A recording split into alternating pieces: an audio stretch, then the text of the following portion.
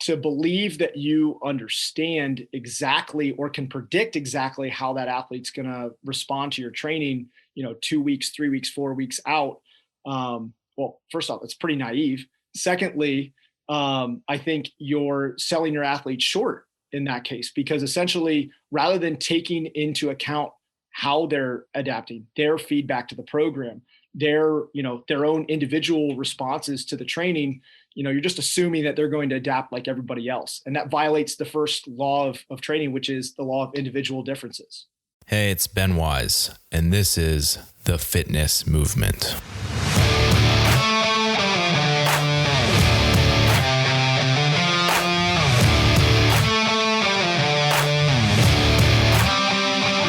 Hey, it's Ben again. The Fitness Movement is brought to you by Zor Fitness. Zor Fitness is my company and my platform to deliver training-related content to people just like you. The site features in-depth articles, movement breakdowns, and our online training program, The Protocol. And I offer one-on-one remote coaching for fitness athletes. So I hope you check it out. Head over to zorfitness.com. That's ZOAR fitness.com. See you there. Hello, friends. Today you are in luck. We got Kyle Ruth on the show.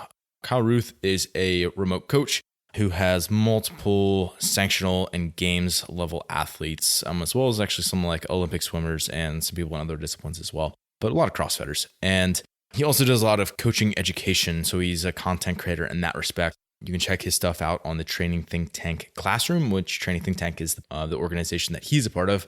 And he has, not just a lot of experience in CrossFit, like 15 plus years of experience coaching people, but then he's also got like 15 years experience of swimming specifically. And he got to a pretty high level there as well, doing some post-grad stuff, post-college stuff as well. He has a formal exercise physiology background. So it's both the experiential and formal education, which is something that I personally value a lot when I see in people. He's a master's athlete himself. He competes in the 35 to 39-year-old division. He's also got some team stuff in the works. I believe I've heard that. And he's a dad and he's a husband as well. So he's got a lot on his plate and he's a really smart dude. I'm really excited to talk to him today. On Instagram, he is at KyleRuth_TTT. So without further ado, let's jump into this conversation with Kyle Ruth. Kyle, welcome to the show. Great to be here. Hey, I'm super excited to have this conversation today. I really appreciate all of the content that you're putting out through Training Think Tank. Yeah, so if you're someone listening and you haven't checked it out, go check out classroom.trainingthinktank.com. Is that right? Classroom.trainingthinktank.com. We've also got the design and some of our online training programs and things like that. So yeah, go check it out. We've got a lot of great content, a lot of great training availability there. For sure. That would be one of the best places. And I would say this on any podcast, not just because you're here, but like that I would recommend anybody, like go check that out. Yes, if you're a coach, especially, like definitely A+ stuff there. So our conversation today, we want to talk about athlete-centric coaching, which I think is a term that you coined. And if not, it's cool. We're going to give you ownership of it anyway. But can you explain what that is to us really quickly here? Yeah. So in my view, athlete-centric coaching is putting the athlete at the center of the program, as it sounds, right? So taking their needs, their feedback, their readiness, and building the program around that versus, what is typically done is, you build a program and you assume that the athlete's going to be able to adapt and mold themselves to the sets and reps and the rep schemes that you've created, right? So on the one hand, traditional coaching is like, it makes the assumption that athletes are robots, right? You give them X back squats at Y load, and you're going to get Z output. Black and box. The reality is, yeah, exactly. And the reality is athletes are humans, right? And they're going to do, you may give them X reps at Y load, and it's unlikely that the outcome is going to be predictable or repeatable, especially given all the other lifestyle factors that are involved, recovery factors. And if you're coaching someone in a sport like CrossFit, the reality is you're mixing a lot of variables into that training program. And so to believe that you understand exactly or can predict exactly how that athlete's going to respond to your training, 2 weeks, 3 weeks, 4 weeks out. Well, first off, it's pretty naive. Secondly, I think you're selling your athletes short in that case, because essentially, rather than taking into account how they're adapting, their feedback to the program, their own individual responses to the training, you're just assuming that they're going to adapt like everybody else. And that violates the first law of training, which is the law of individual differences.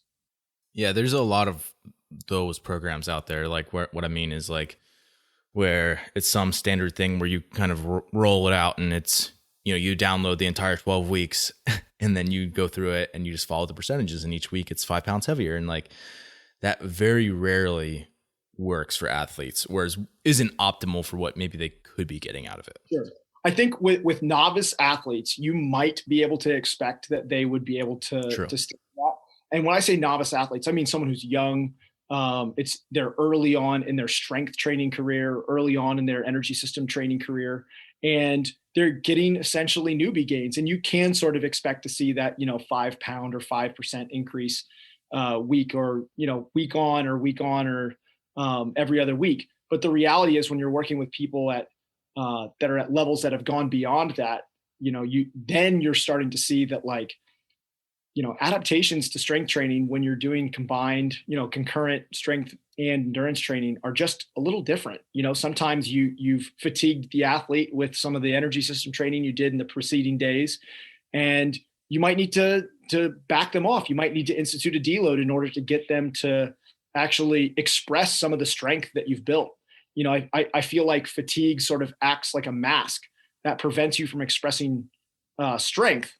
But sometimes volume is something that allows people to express their endurance a little better. So you're playing around with all these different variables. And I think part of the hallmark or part of the advantage to using athlete-centric coaching is you just listen to your athlete where they say, man, I'm feeling a little weak right now. So maybe you dial back some of the endurance training volume or some of the energy system training volume and allow them to kind of express some of the strength training or, some of their strength that they've already built up to that point. Yeah. Once again, I even if you give the two athletes the same protocol, they're going to respond to it differently. So being able to, on a daily and weekly basis, see how someone's actually feeling, performing. So for example, even if you gave one athlete an endurance protocol, they could feel super powerful in like a PM session if they did it in like the AM, whereas someone else just might feel like flat and not like they can produce any tension in that same session. I'll tell you this. One of the things I found is that in general, athletes who like to do their endurance work in the AM and say they prefer the way they feel when they do strength training in the PM, those are actually the athletes who I often need to get to do their strength training in the AM first, because they're the ones that tend to not adapt to their strength training as well. So I found that, almost across the board, that when people are like, man, I love waking up and getting a good, AM move and sweat in, those are the same athletes that often need their strength training to be the first session of the day where they can, allocate a little more resources there. And then you get on the flip side, athletes who tend to be stronger already, they don't want to do. Yeah. They want to just give me the weights. Period. They don't want to do it at all. Yeah. Right. And so for them, trying to get them to do some AM wake up sessions and things like that can be a huge benefit for those athletes. Now that's definitely true in the sport of CrossFit. In other realms where people are specializing, it's going to be a little bit different, but I think that's definitely true. When you analyze the demands of CrossFit and you really are trying to mold the athlete's physiologies to be very adaptable for the sort of chaotic nature of the sport, oftentimes moving them away from what's comfortable is a really successful strategy. Yeah. I mean, just as like a coach, if you give them the stuff that they haven't been doing before they came with you, it's like the easiest way that you can get them better at other stuff. Always attack the low hanging fruit first. Yeah. It's like, that's like the number one thing I do is like when I look at someone's like, when they come to me, I just look at their past training and be like, well, they haven't been doing like this category of thing. Like they didn't have any structured warm-ups. I'm going to start building that in. They didn't do any primer type work. I'll give them something like that. Like it's just like this simple stuff that they maybe had holes in. Yeah. I think that's typically an easy way for athletes that are transitioning from, one stage to the next stage in their career, whether that's moving from, moving into a sanctional bubble level or moving from sanctional bubble to games bubble. Oftentimes it's kind of just about finding what holes they had in their training, not just, holes they had relative to the sport of CrossFit. Yeah, maybe they weren't strong enough for the sport of CrossFit, but then going back and kind of, having a conversation with them. Well, how often were you doing, have you ever run a structured squat program? Have you ever run, a linear squat protocol? No? Well, maybe that would be a good place for us to start. Do you do, like you mentioned, any sort of like activation or primer work before you get started? No? Well, here's a simple routine I want you to do before we do any of our squat protocols. And just going back and kind of finding the little things that they may have missed or may just have gotten missed in their training, whether because it was like a really chaotic CrossFit, training program where they were like, okay, we have to make sure we do MGW, like hit those things throughout the week.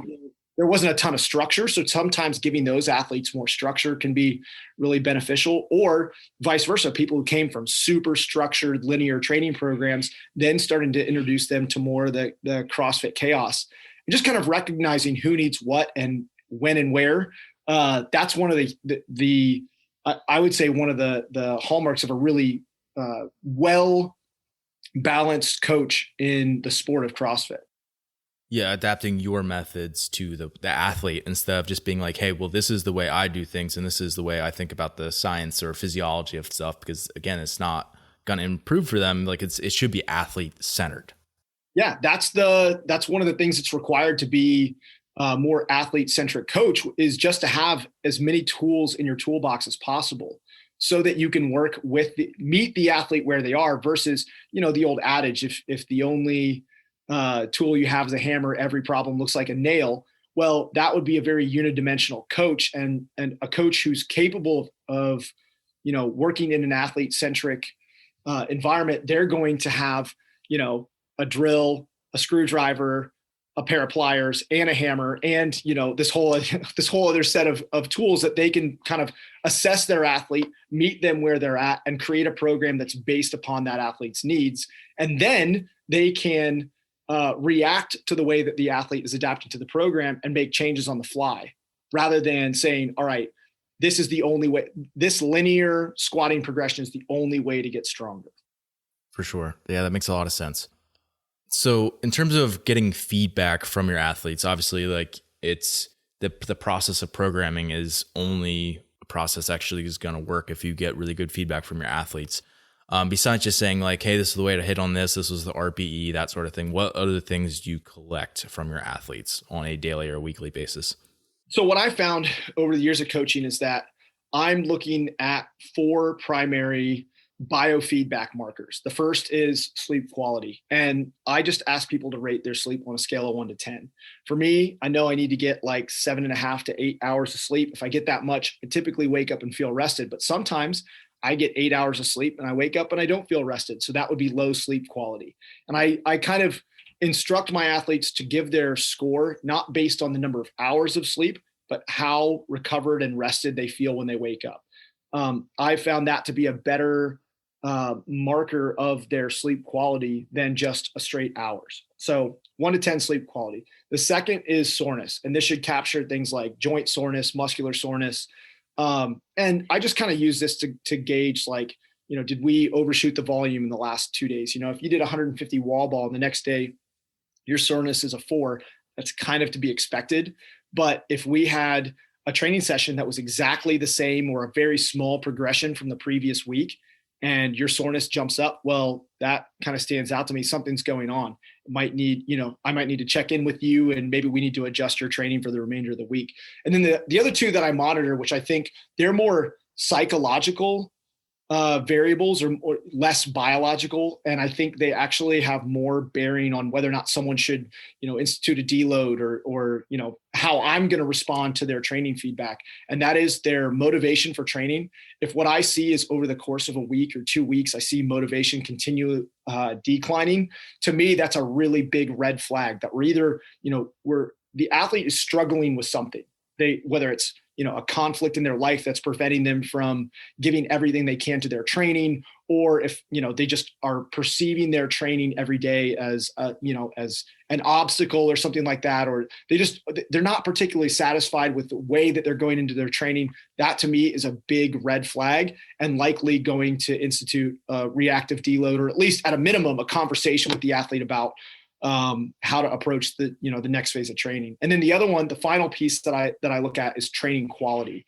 And for me, that's just a basic subjective 1 to 10 score of how you think your session went. And I found that most athletes are pretty damn good at assessing their training quality. They get done with the session and they're like, man, that didn't go the way I wanted it to. I'm going to rate that a 6. Or, man, I absolutely crushed today. That's a 10. And when I go in and look, like, it's pretty accurate. And one of the things that I look for then is I tend to give people like a green, a yellow, or a red day. So based on their training quality, I'll mark in their training spreadsheet, they get a 10, that was green. They get an 8, that was green. They get a 6, that's a yellow. They get a 4, that's a red. And if I start to see multiple yellow days in a row, or multiple red days, or even one red day, I'm likely to institute a deload almost, the next training block. So the next time I'm writing their training, I'll institute a deload. Or if I get a red day, I'm likely to just contact the athlete and be like, you're off for the rest of the weekend. Or movement work, do these spine saver routines, or, go through some sort of deload protocol for the rest of this week. Because I found that those are the things that if I, as a coach, ignore those red flags, if I ignore those 3 yellow days in a row, that's when the tweaks happen. That's when, when things start to derail a little bit. And it's important to really pay attention to those things as a coach so that you can actually make sure that you keep your athletes on track for really long spans of time.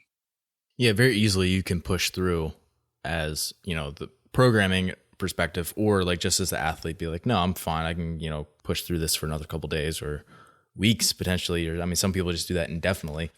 But eventually your productivity just goes down. Yeah. Again, I think that's just a really smart way to do it, is just to think about like, what is the feedback that you're getting from your athlete, like subjective or whatever, like even the subjective markers, like they're probably like really, really strong correlates for any biological marker that you could find anyway. Like, if you have a good mood and you're kind of bubbly and wanting to interact in the morning and are like super like ready to train and everything, I guarantee your HRV is great. Yeah, I would totally agree with that. There's definitely there's research, but also just our own experience as coaches and working with humans. It's very clear that people that feel like shit tend to not be in a very good mood, and they're not very motivated to train.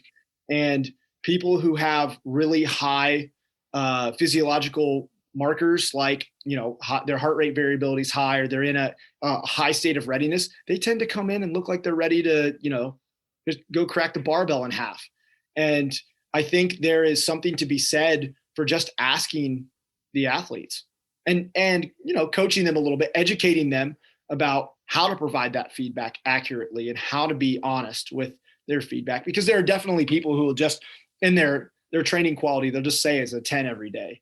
You know what I mean? And there's also people who will always they'll always rate lower. And as a coach, I think part of, being an effective coach is looking at that and seeing like, all right, this guy trends around a 6 to 7 training quality. He just tends to be a more negative person than, some of my other athletes. And it can be, it could be argued one way or the other, like being overly negative can be something that leads people to not see success, or maybe not. Maybe people that are overly critical and have that sort of like perfectionist mentality tend to rise to success. So I think there's, that's a whole nother conversation, but. Yeah, that's what I do. I actually track athlete versus like their own scores week over week and like just look for the trends. So if they average at like a 6.5 maybe on like their session scores, for example, and like now they're at like a 4.5, even though like a 6 might not have been a great average for somebody else. If they're at a 7 that the next week, that looks good, versus someone else that averages at an 8.5, now they're at a 7, they might need a deload. In my mind, I think looking at their trends, because it's really hard to calibrate a subjective number. So it's very, very challenging to take any one of those. So I'll say this, as a coach, I would never take any one single metric and be like, oh, your motivation's a 6 today, I'm going to automatically deload you. Like, that's not something that I would do. What I do is I I look at the trends, and I think we can get a lot more information from looking at those trends over time, just like you would with heart rate variability, right? So HRV, you wouldn't look at, like, my heart rate variability. Some days is like 200, 220. You wouldn't look at that. You'd look at that and be like, oh man, you're an elite endurance athlete. Well, first off, no, I'm not. Secondly, you might look at it another day and it would be like 120. And, you could, if you looked at any one of those, you'd be like, oh man, 120, that's a pretty high heart rate variability for a 35-year-old CrossFitter. And if you knew that my average was closer to that 200 mark, then you'd be like, oh man, that's actually super low. You should probably go take a nap. Yeah, go chill out for a little bit. Yeah, and again, that's like one of those things that's, you can change your HRV fairly easily. Yeah. Like that. For sure. Just based on even like, if you just do like a simple like breathing protocol, that's like a elonged exhale, it can very easily, you can improve your scores within a couple of minutes dramatically. One of the things that I think is most interesting that I'm sure you've probably heard of it, the mammalian diving reflex. Mm-hmm. If you submerge your face in cold water, heart rate variability will shoot through the roof. It's a crazy, like, that's one of the things that, my athletes who rely on their Whoop to give them a lot of information. I'm like, it's a good wearable, right? I like the metrics that we get. I love the sleep tracking, but keep in mind that all of these things they're just a proxy. They're just a proxy for recovery. And I'm as interested in your subjective assessment of how you feel as I am in what your Whoop says, or maybe more interested in your subjective assessment than what your Whoop says. Yeah. And this is coming from someone who's got a ex-phys background, by the way. Yeah. And I also am wearing my Whoop right now. Right. Just to be clear. Yeah. That's super interesting. I don't know if I've specifically thought about the dive reflex in that way before, but I've definitely, like, during static apnea, just like holding my breath, you can tell that there's a bigger difference between your beats, like, because you can hear your heart rate or your heartbeat when you're holding your breath a lot easier. And you can literally tell the difference in the beats if you pay attention to it. Oh, if you want to really hear your heartbeat, get in a sauna and do some static apnea work. And it will be like someone is beating one of those big, giant bass drums. You can hear it so clearly. I've always been curious why that is. I don't know if it's that the heat is, creating some sort of vasodilation. And so you're hearing the flow of blood through, in your inner ear canal or something like that. But it's very clear that the combination of heat plus static apnea, you can hear every single heartbeat in your body so clearly. Yeah, we're just underwater. It's the same thing. If you like submerge your ears underwater, you can definitely, same thing. Interesting side silo. We'll leave that there for now. And one of the things I want to talk about is preparing for competition, because we're getting close to the Open. This will probably release right before the Open comes around. So athletes are really going to be gearing up for this. One of the big jobs of coaches is to prepare their athletes for competition. So with comp prep coming up, a lot of a coach's, programming, a lot of the stuff that athletes are doing in their off season or more physiological based, where it's, trying to improve the systems that will allow for a better performance on game day, but it's ultimately just a system and it's not actually the performance itself. And oftentimes there's a gap in the middle there that we need to close as competition rolls around. So how do you think about preparing an athlete for competition to be able to express their capacities and like building confidence in their abilities and their capacities? For sure. So I think essentially the way I look at it is there is a separation between, let me back up. First off, that the fittest athlete does not always win. Now, you can look at Matt Frazier and say he's probably the fittest athlete, but what Matt really has is he has a very high level of fitness, whether you want to call that VO2 max, strength, whatever it is. He has these fitness qualities that are extremely high, but he also has extremely high movement economy, right? So he moves very efficiently in everything that he does. In fact, when you watch him next to, other elite athletes, you can even see the difference in how efficient his thrusters are. Watch his deadlifts from the Damn Diane event from, the online games, and then watch some of the other athletes. And it's just, there's no ounce of wasted movement in there. So that's fitness, but it's movement economy. And then he has the ability, has the psychological tools to be able to use them in a game day scenario. So to me, there's those three pieces, right? It's an interplay between your mental or psychological abilities to be under the lights and be able to perform. It's your level of fitness and then how efficient you are at expressing those things. And I think that's really what we're trying to do when we're getting closer to a game day scenario. So here we are, a couple weeks out from the Open. What can you do, right? Well, you can work on the psychological side, right? To me, there's a couple of different ways to do that, but the best thing you can do is game day rehearsal.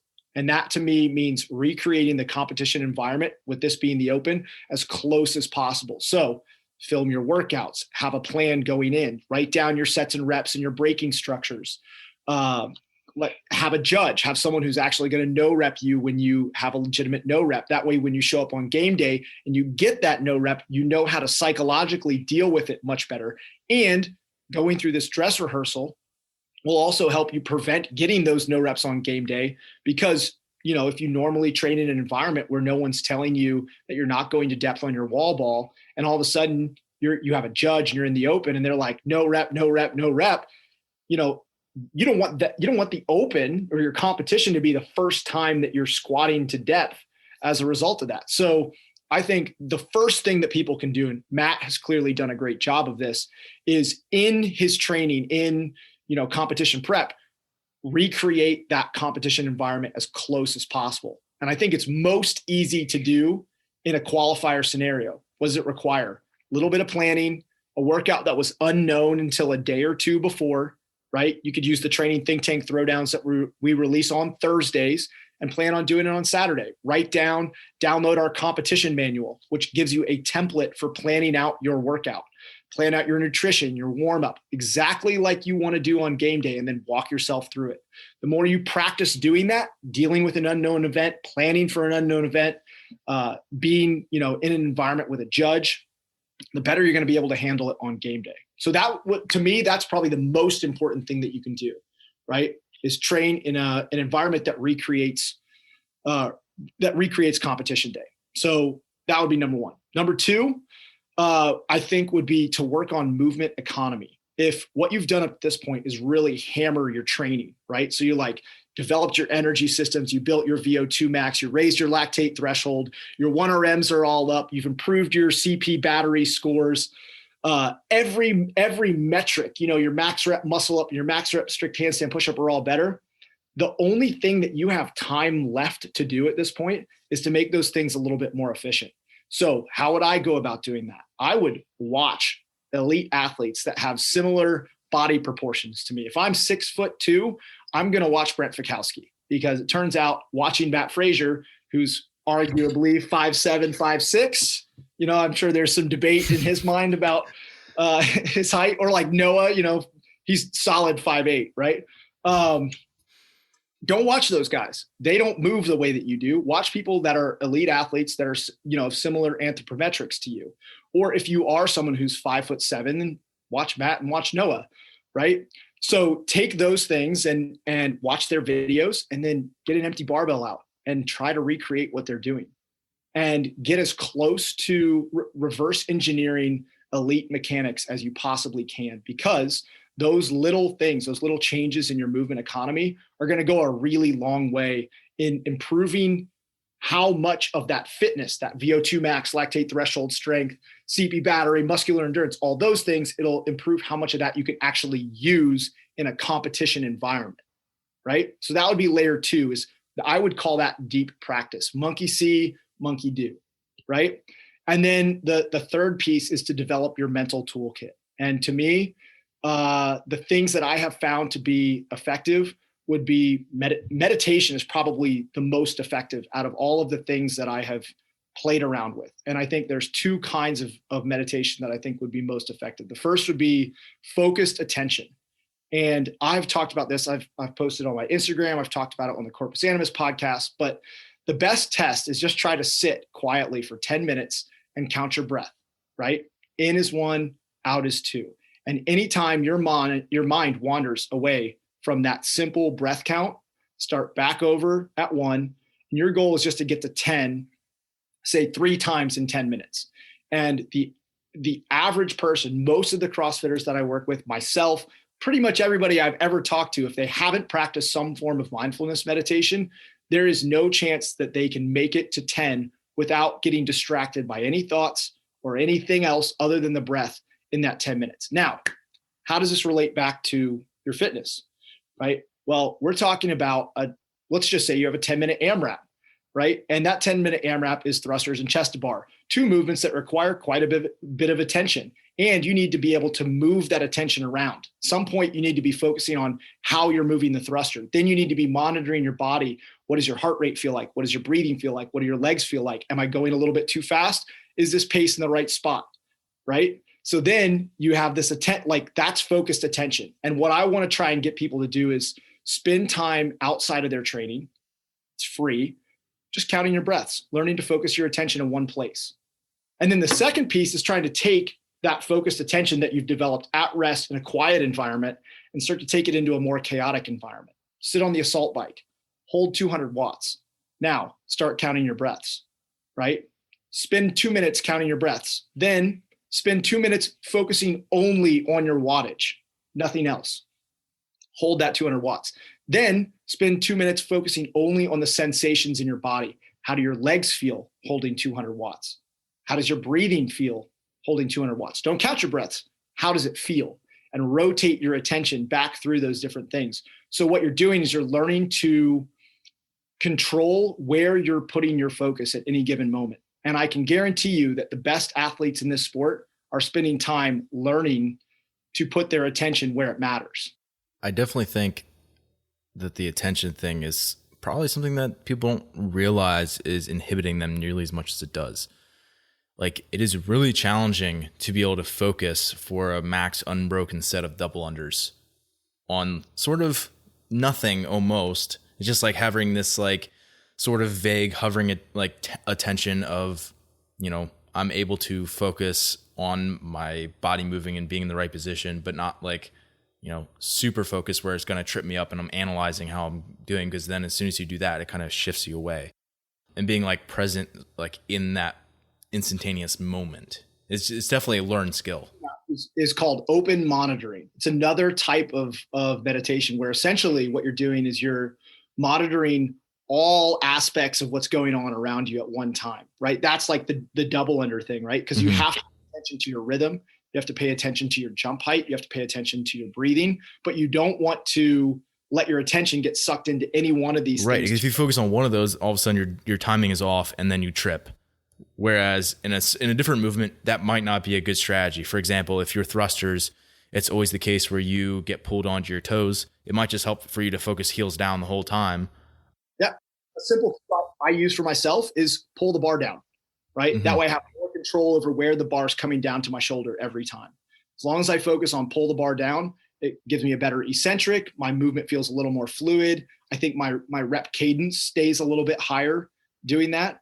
But same point. If you think about what most people's experience during double unders, right? So let's say they're doing 100 double unders in the open, right? So they're doing double unders and they're going double under, double under, double under, and their judge isn't counting. So then their mind's like, man, I'm kind of pissed off. My judge isn't counting. I really wish I knew what rep I was on. And then the judge is like 25. And they're like, oh man, I had 28. So like, that's where their mind is. And then they trip and they're like, oh shit, I'm so tired, right? Versus someone who can just stay present, stay focused on what they're doing at the moment. But like we said, be, more of an open monitoring where it's not this like ping pong mind where they're just doing double unders. I think, if you're in a short time frame leading into the open, you can make it, if you've never spent any time dealing with or improving your ability to focus, man, you've got a lot on the table that you can work on in the next few weeks leading into a competition event.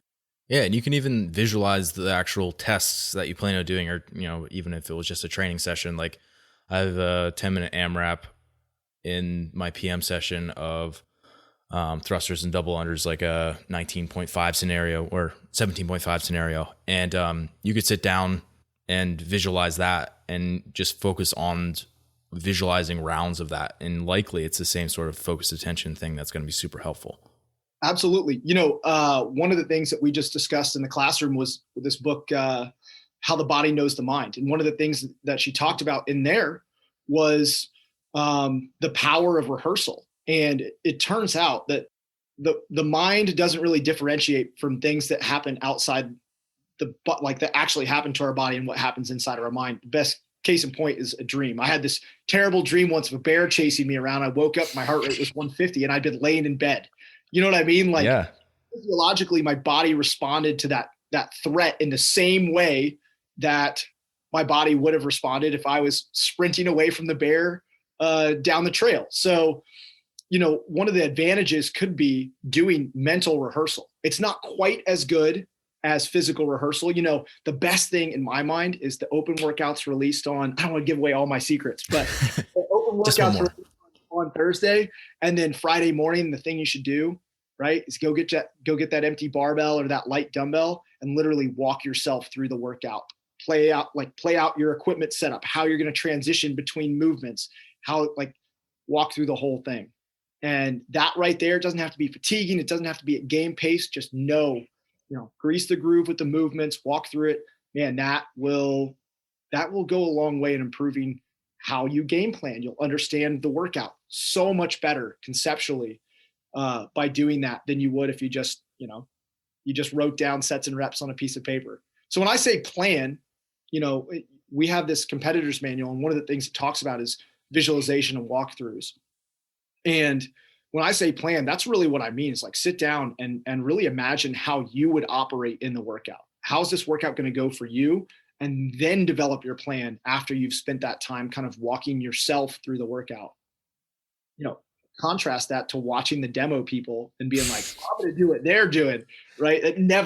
That's never worked out well for me. That's for sure.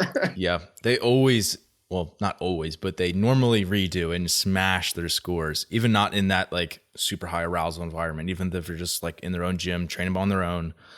Yeah. They're still able to do better just because they're able to, think and plan ahead and have one attempt under their belt too. But basically, like if you do a little walkthrough like that, it's basically like when you go to actually test for the first time that you're almost doing a retest where you're at an advantage, like you've kind of felt it out already one time. Yeah, I mean, I think another thing that's super important, and I think the meditation helps with this, but I'm thinking there's other things as well that would definitely be advantageous that you could focus on from a coaching programming perspective is teaching athletes how to regulate their autonomic nervous system. So like, basically, you can think of this as like your level of arousal when you go into an event. So like one might be like sleeping where you're super calm and relaxed. 10 might be like you're getting shot at. Like that bear that was chasing me. Yeah, the bear chasing you in your dream. Yeah, great example. How do you help athletes think about regulating arousal? What tools do you help provide them with so that they can actually do that based on the event demands? What I tend to do with my athletes is a long, long way before the competition, way before. I introduce some really basic breathing techniques. One would be box breathing, right? So box breathing to me is, you get into a relaxed state and you inhale for 4, hold for 4, exhale for 4, hold for 4. And I just say, set a 10-minute timer. When you're done with your training, I want you to go through this box breathing, keep it all nasal. There's some argument about nose inhale, mouth exhale, but I'll just leave it. I keep it simple, right? I like to keep things simple. And just go through that process and just get familiar with your breathing. Keep your hands on your diaphragm. I want you to feel some diaphragmatic breathing. Then after a little while, I have them start extending the exhales and extending the holds, right? So something that will, help to downregulate them a little bit after training. And we're starting to get, take advantage of some apnea as well with the breath holds. So have them start messing with that. Some other things that I tend to do are like, I prescribe, the assault bike focused warm up that I was talking about. I'll give people something like that, where it's like, all right, I want you to spend 10 minutes on the assault bike, hold a very steady wattage. And what I want you to do is I want you to nose breathe only and count your breaths, right? So the combination of that, of, paying attention, nose breathing already extends out the exhale a little bit. Maybe we get a little benefit of boosting CO2, blood CO2 levels and some vasodilation from that. And they're getting some attention, focusing their attention on something. So even that, it's a tool that they're getting used to using on a frequent basis. And so those are things that they can kind of rely back on and have practiced now. So we usually start doing that as soon as they start working with me. And so that might be, 10 months of practice with these two tools. And then as we get closer to the open, then I can start to talk to them about, all right, if you're, you're in the more of a live event thing, but if you're in the warm-up area and you're feeling overly anxious, right? Simplest thing for you to do, remember that focused attention breathing that we did on the assault bike? I want you to go over there and do that. So go on the assault bike, 5 minutes of focused attention breathing. They know exactly what they're doing. And they get off of it and they feel much more confident because they've been in control of something for a while. Or you just got done with an event, you're pretty fired up because maybe it didn't go the way you wanted it to. Let's have a conversation about it. Now, why don't you go do some box breathing with that extended exhale? So they have these tools that they have practiced with for extended periods of time that provide them with like almost a grounding that they can go back to or use before an event to change that. I'm curious. I know you've spent a lot of time investigating breathing and some of the influence on the autonomic nervous system. Are there specific tools that you use with your athletes? I'd love to learn more. It was bizarre as you were talking because I like do all the same stuff for my athletes. Like I have people sit on the assault bike and hold a certain inhale, exhale ratio, like maybe 2 second inhale, 3 second exhale or something on the assault bike where they're going to stare at the monitor the whole time and focus on that. I'll have them do box breathing. I'll have them do some sort of apnea work in the morning sometimes. If I have an athlete where they can swim, that's a great one because you can't swim when you're underwater. So or when you're actually underneath the water, when your head's under the water. Yeah. So and all that stuff helps. Like if you're able to regulate and not freak out, basically, to put it in simple terms, when you're in an apnea scenario, when you're in the water, when you're holding a certain watch on the assault bike or in a workout that's pretty tough, and you're able to just kind of deal with the discomfort, like the ability for you to be able to stay calm when a workout gets really intense, or if there's like a big crowd, all this stuff that's a little bit more out of your control in a competitive environment, I feel like that just is a massive advantage. Well, to me, that stuff's all related back to breathing, right? So your ability to stay calm in a competitive scenario, if you watch someone who's calm next to someone who is in a really like maybe over aroused state, just watch them, watch their respiration rates. The person who's calm is going to have very calm breathing. Maybe they're sitting there and nose breathing. They might take, some deeper breaths here and there. The person who's in that overly aroused state, man, their respiration rate is going to be through the roof. They won't even notice it. You know what I mean? It's going to feel like they're just breathing. Eyes might be a little wider. The sympathetic system is going to be all fired up. And it's so interesting that to see how much that learning to tolerate hypercapnia, elevated CO2, learning to tolerate variances in breathing, how much that can really play a role in people's ability to control their arousal. And, so on that topic, I think there's another thing that's probably really important to discuss there. And that's just the fact that I think a lot of people need to learn to be able to put their arousal into context. So talking a little bit about competition anxiety. So everybody, and I've yet to meet an athlete who doesn't experience some heightened state of arousal before competition. But I have very clearly witnessed athletes who put that into context and say, man, I'm excited to go crush this event. Whereas another athlete is experiencing the same level of arousal, but what they say is, man, I'm so scared, right? They're both at very high levels of arousal, but one is on the positive side, right? Excited, amped. They use different language to describe what they're experiencing, even though it's the same experience. And the other person is describing it as fear, anxiety, dread. There's nothing worse than going in. I know this from my own personal experience, and I'm sure you've had this as well. There's nothing worse than going into a workout that you're dreading and dreading it at level 10 arousal, right? Like, God, nothing worse. For sure. Yeah. Physiologically, it's like the same thing that's going on. And there's nothing like you prepared for however many months of your life or potentially years of your life where like, this is like your moment. There's no other way around it. Like you're not going to think your way out of it. It's not like an important thing. Like it is a big event. You're going to have physiological changes that happen in your body, which make you feel either that anxiety, stressed out feeling or amped up, fired up, whatever you want to call it. Like I feel like it is really the same systems that are turning on. It's just a matter of how you're interpreting them and how you can harness them There's some interesting research that just changing your posture, we should both do that right now, actually. Sit up real straight, shoulders back, right? Just changing your posture a little bit can change the way that you interpret those states of arousal. So putting a smile on your face, even if the old fake it till you make it, simply putting a smile on your face, sitting up straight, pulling your shoulders back, holding a champion's posture when you're experiencing those feelings of enhanced arousal, that right there can go a long way in changing the way that you're putting those feelings into context. So there's something to be said to the old fake it till you make it kind of adage with that. Mm-hmm. Do you ever have athletes experiment with other ways that they can prep themselves to have the same physiological responses in competition that they might have in training that they might have in competition? For example, dosing them with caffeine or a stimulant of some kind, or blasting music or any of that sort of stuff. Do you use any of those tools?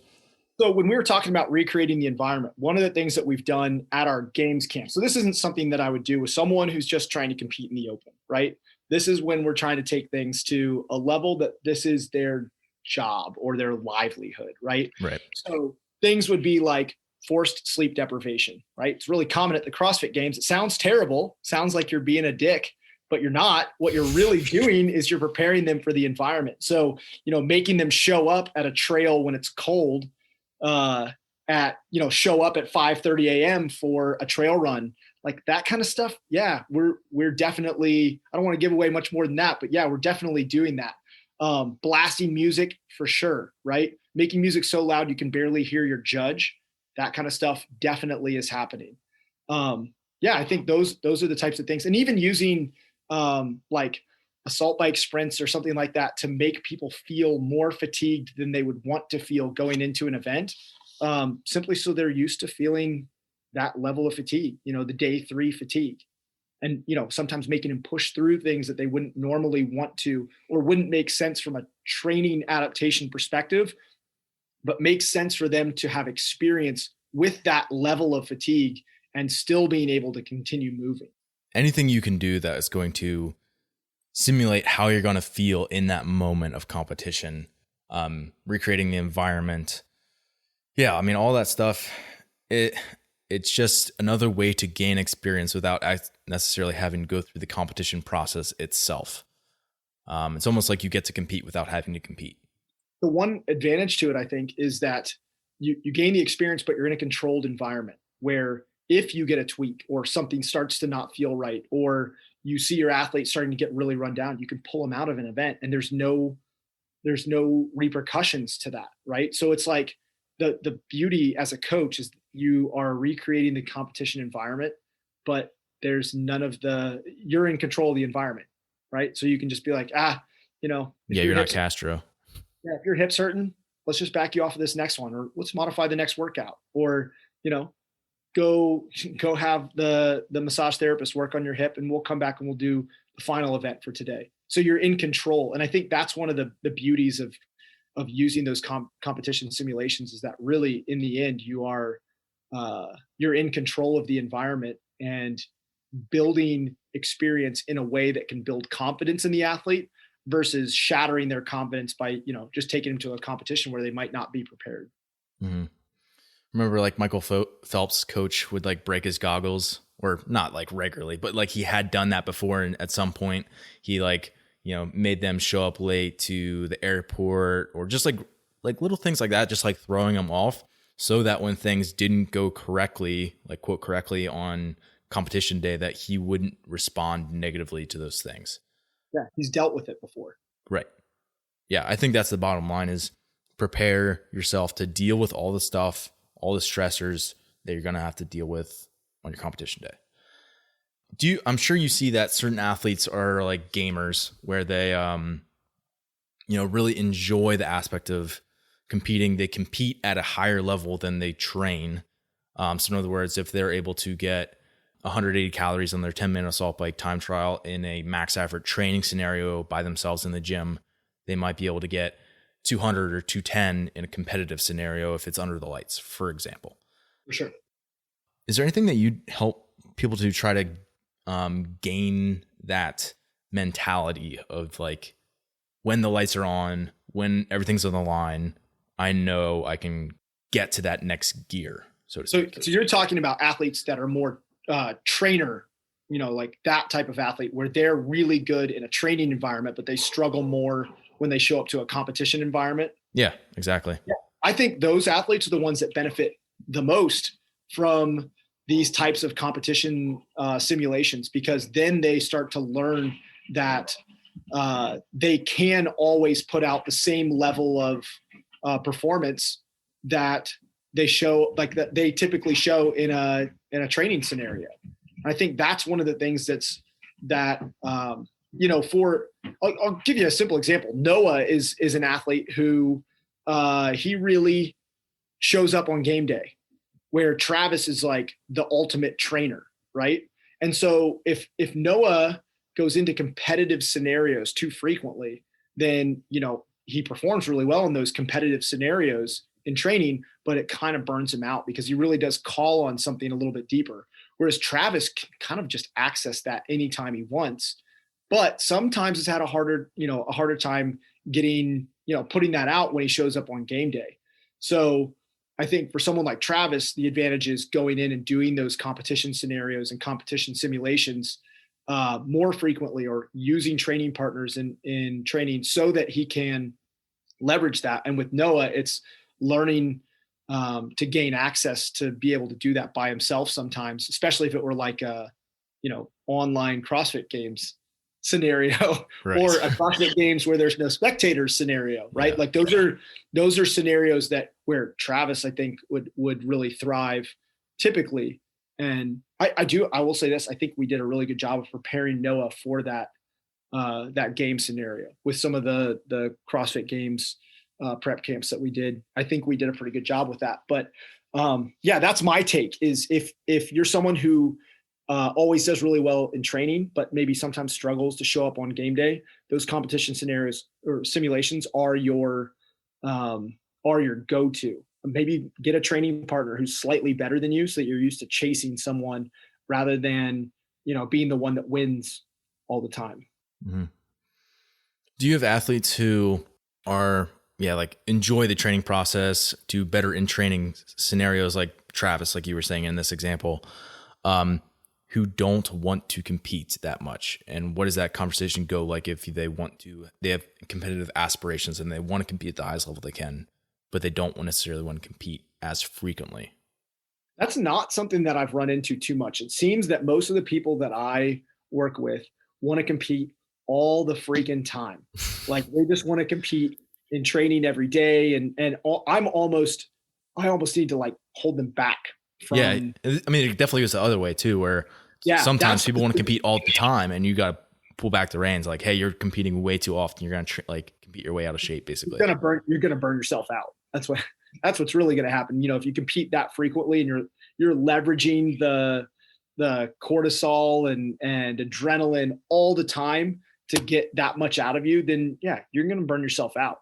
And that's more the scenario that I've dealt with the population of athletes that I work with. People who just want to go ham all the time. They want to know what everybody else's score was on every other Metcon. And I find that as much of a challenge, where it's like, no, we're in a training phase. We're trying to build your lactate threshold. You need to stick to your paces. Ignore what they're doing. You stick to your paces. And, now we're, given where we're at in the season, now we're starting to transition away from that to more performance-based stuff where they do have other people's scores and things like that. So now they're starting to really enjoy what they're doing versus stick to your pace. Yeah, it's always interesting to see what the games athletes say after the events, like when they do those little interviews, because a lot of them are just like, I wasn't really looking around. I was, staying focused on what I needed to do, like, staying basically just like holding my own pace, that sort of thing, which is exactly what you're saying. And that's the case where a lot of the time in certain events, you're better off just like ignoring everybody else around you. Yeah, I think most events you benefit from staying in your lane, right? Just keeping your focus on yourself. I've always found, just personally, the only experience that I have is my own experience. And in competition, anytime I like pay attention to someone else and I'm like, all right, I'm going to get on the bar before they do, that's when I miss my lifts, right? And if I just would have, stayed in my own lane and done my thing, I'd have hit my lifts and I probably would have ended up beating them in the end. But as soon as I start to get into this, this hyper competitive mindset in a competition scenario, that's when I make mistakes. And there's something to be said for racing, right? Mm-hmm. Or if you're in command of a workout, regulating your pace based upon the rest of the field so that you can ensure that you get the victory. There's something to be said for that. But that still means that you're in command and paying enough attention to yourself to know that you're going to be able to have that finishing kick at the end. It also requires a lot of competition experience, enough to know that you have the kick at the end and that you have the confidence in your kick to be able to beat the guy in the lane next to you. Those are all things that require lots of experience, whether developed in actual competition or competition simulations. Yeah, the whole scenario of where you have multiple events, multiple days, it's the marathon row and I'm in 5th place. It's not worth the energy to try to catch the 4th place person. The 6th place is far enough behind where it's not worth me trying to speed up at all. I'll just ride this out through the end. That's definitely a experiential thing. But it's also just different than a online qualifier setting because every single rep, every single second is going to have multiple people for the open. One of the things I've always found is that the first time I get someone to qualify for a sanctional or a regional, when those were a thing, man, they always did pretty poorly at the live event the first time. And it's like there were just so many sets of competitor skills that they needed to develop that they hadn't been able to develop because they hadn't been at that level yet. That the next time they came around, that's when they, kind of came out of their shell and they were able to open up a little bit. But it's almost like they just don't even know. They're so focused on what is going on around them, the crowd, the cameras, the judge, the fact that they're getting beat by 8 people out of 10 in the field at that time. Those are all things that they experience, and they have to experience that once to be able to learn to go back into their zone. They're great qualifier athletes, right? Because that's how they got there, but they hadn't developed all the competitor skills that were necessary to go use all that online qualifier fitness in a live event scenario. Yeah. I'm curious, did your background in swimming, how well does that carry over to competing in something like the Masters Collective? Yeah, the one that you won recently, by the way. It's hard to say how much that was influenced by my swimming background. I mean, I can't say that it wasn't, but I also competed in CrossFit for 5 years. I went to 5 regionals, and so I'd been in all those kind of live game day scenarios. I will say that I think my competitive swimming experience made it easy to transition into CrossFit and some of the live events and sort of the gaming of it as well. Knowing that I didn't need to win this event, that I could take second, that the 5 points wasn't worth the extra kick at the end, or maybe it was worth the extra kick at the end. That made it easy from my 2012 to 2013 regional experience to take the ass kicking that I received at the 2012 and turn that into a much better finish in 2013.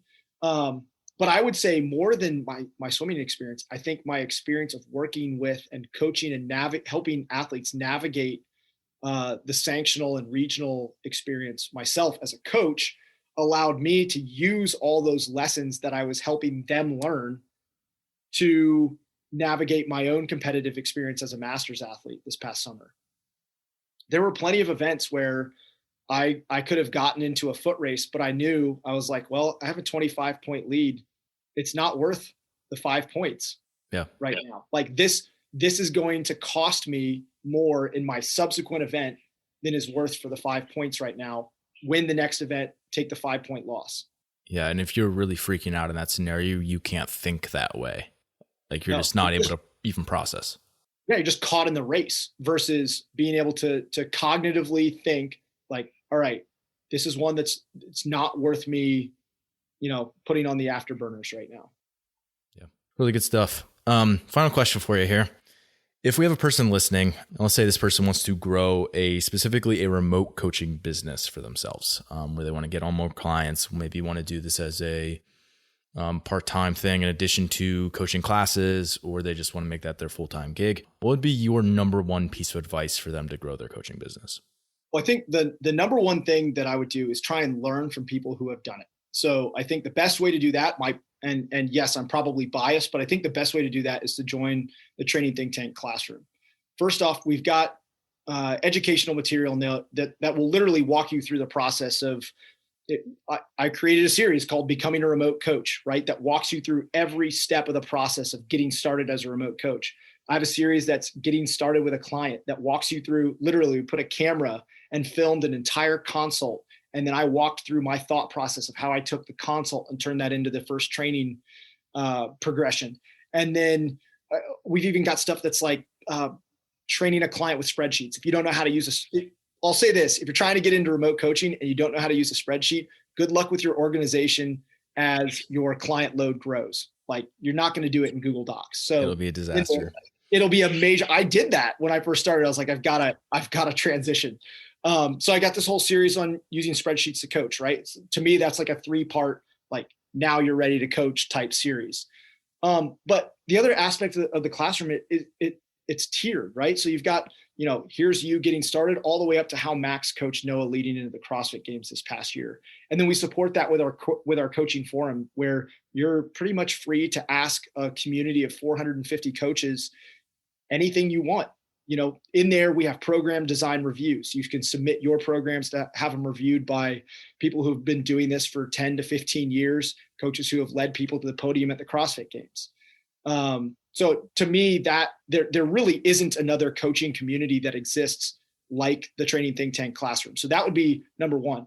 Number two is to put yourself out there. If the struggle that you have is that you already have a remote coaching business and you want to grow it, then you have to put yourself out there, whether that's social media, going out and giving presentations and talks. And I wouldn't go as far as like soliciting people and be like, hey, do you want remote coaching?